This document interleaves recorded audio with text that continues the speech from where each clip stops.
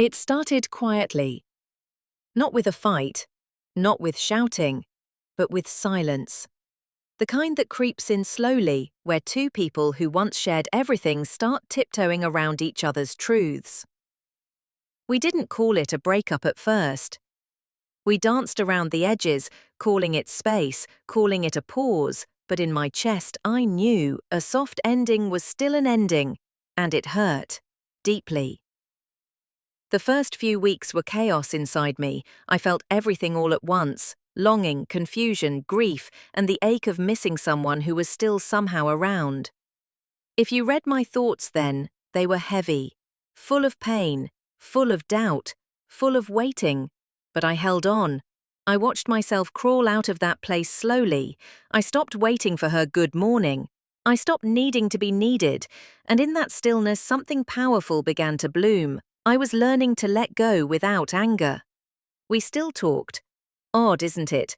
The people who break your heart sometimes still sit with you after, and she did. She called when she was tired, she messaged when things went wrong, and I, foolish or not, picked up every time. But it was no longer the same.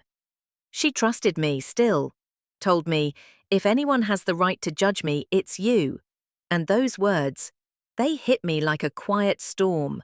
Because I did know her, more than anyone else, the rawest, messiest, most unguarded version of her.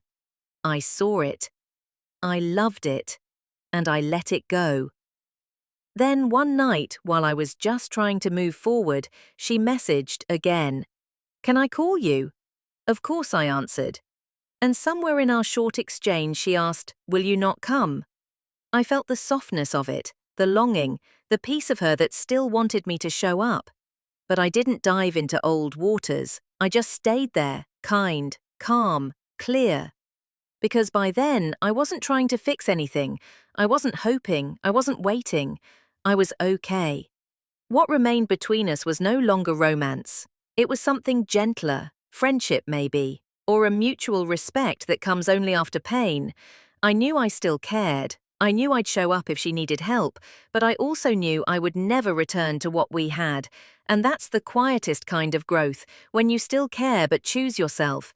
She gave my child a name once, and recently I found myself whispering that name less, because some things you have to rewrite, even the ones once written with love.